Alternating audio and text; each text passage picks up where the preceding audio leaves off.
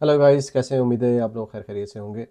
क्या आप जो है वो पीएचडी करना चाह रहे हैं न्यूजीलैंड से और आपको ये समझ में नहीं आ रहा है या आप इस कंफ्यूजन में हैं कि is it worth it to do PhD from New Zealand? Because बहुत सारी चीज़ें इंफॉर्मेशन गूगल पे नहीं होती हैं या आप वहाँ बैठ के उसको इतना ज़्यादा क्लैरिटी आपको नहीं मिल पा रही है।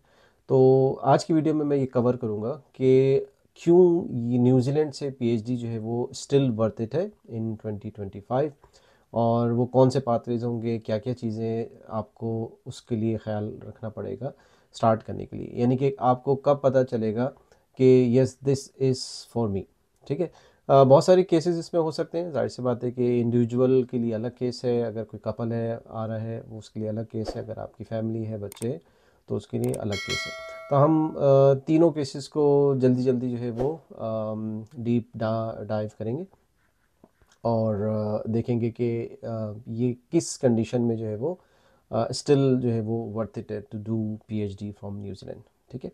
तो वीडियो को स्टार्ट करते हैं, आगे तक देखिएगा और अगर मज़ा नहीं आया तो कभी भी एग्जिट कर जाएगा, कोई प्रॉब्लम नहीं है। ठीक है। अच्छा, सबसे पहले हम बात कर लेते हैं कि भाई न्यूजीलैंड से ही क्यों पीएचडी किया जाए। ठीक है। अच्छा, मैं ये नहीं कह रहा कि आप न्यूजीलैंड से ही पीएचडी करें। New Zealand is one of the option. ठीक है।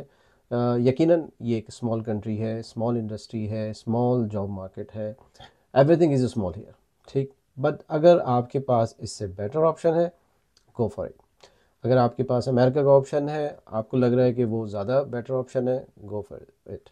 अगर आपके पास ऑस्ट्रेलिया का ऑप्शन है और सारी चीज़ें जो है वो बिल्कुल वेल इस्टेब्लिश हैं, सब मैच कर रही हैं, ठीक है, आप उस पर जाएँ।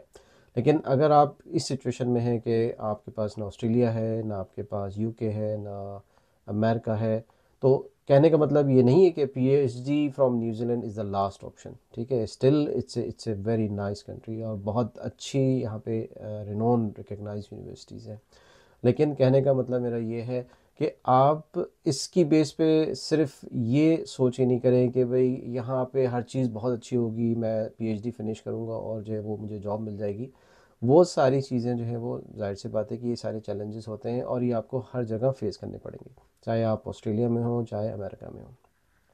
तो बात हमारी कहाँ से स्टार्ट हुई थी कि हमें ये चेक करना है कि ये कैसे पता चलेगा कि ये वर्थ इट है आपके लिए। पहली बात ये है कि बहुत सारे लोग जाहिर सी बात है कि फाइनेंशियल लिमिटेशन होती है।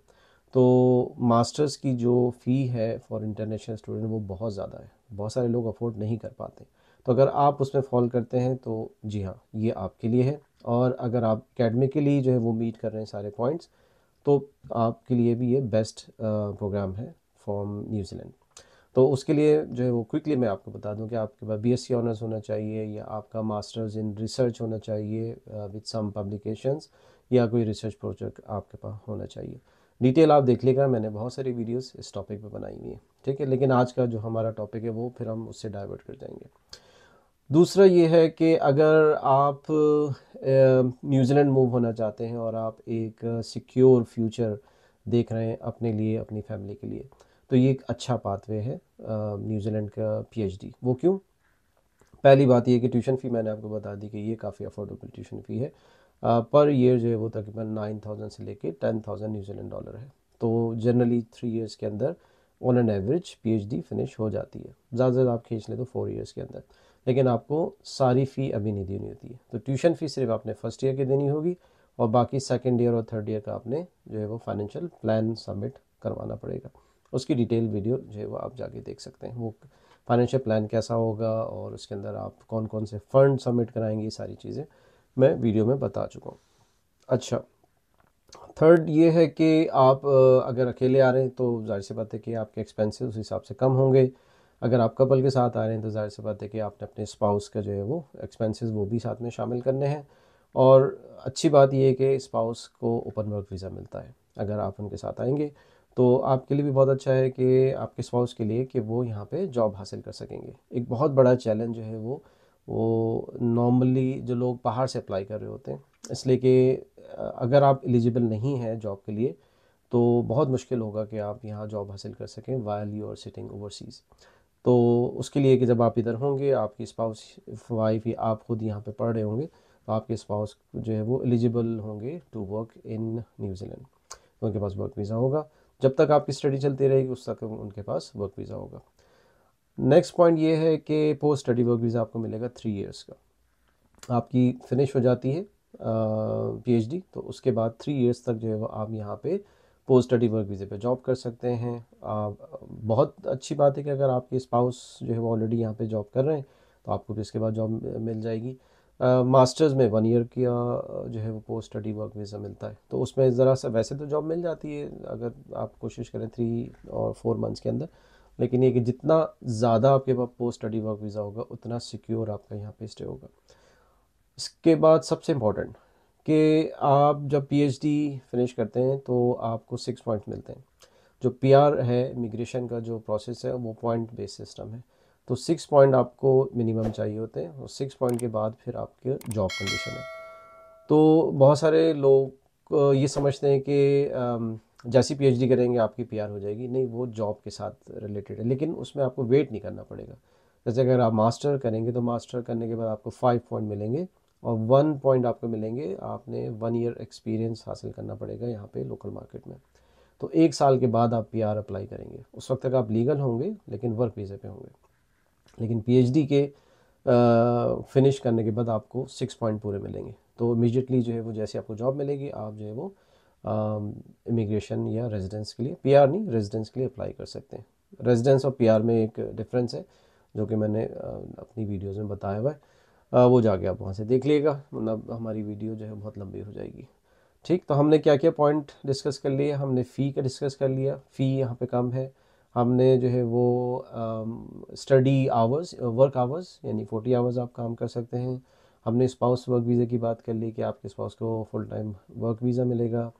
हमने जो है वो बात कर ली इमिग्रेशन की, यानी कि 6 पॉइंट आपको मिलेंगे और आप इमीडिएट जो है वो इमिग्रेशन अप्लाई कर सकते हैं, रेजिडेंस अप्लाई कर सकते हैं। ये वो, अच्छा हाँ, एक बात मैं बताना भूल गया, आपके जो बच्चे हैं वो ईयर 13 तक जो है वो स्टडी यहाँ पे फ्री स्टेट स्कूल में पढ़ सकते हैं, हासिल कर सकते हैं। ये बहुत बड़ी जो है वो फैसिलिटी यहाँ पे मौजूद है while you are on PhD student visa.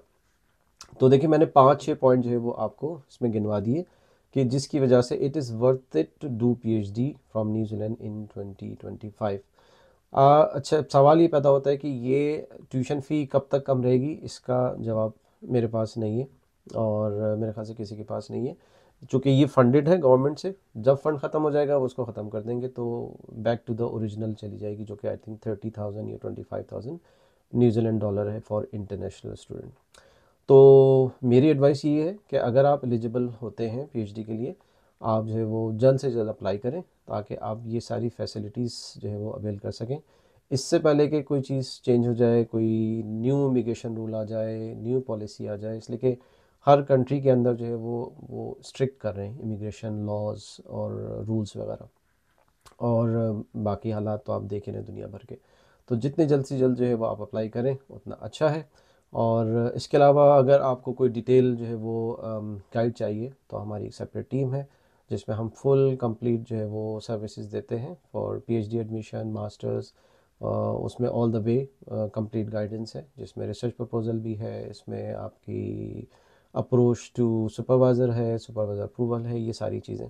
तो आप जो है वो व्हाट्सएप पे मुझसे कांटेक्ट कर सकते हैं, तो हम जो है वो फिर आपका जो है वो प्रोफाइल असेस करेंगे और अगर आप पोटेंशियल कैंडिडेट होंगे तो फिर हम आपका केस जो है वो प्रोसीड करेंगे। तो आई होप कि इन्फॉर्मेशन आपको मिली होगी। कोई भी क्वेश्चन है, कोई ऐसी चीज़ है जो कि आप उससे डिसएग्री करते हैं या आप स्टिल कन्फ्यूजन रह गई है, कमेंट सेक्शन में लिखिएगा, मैं बिल्कुल आंसर देने की कोशिश करूँगा।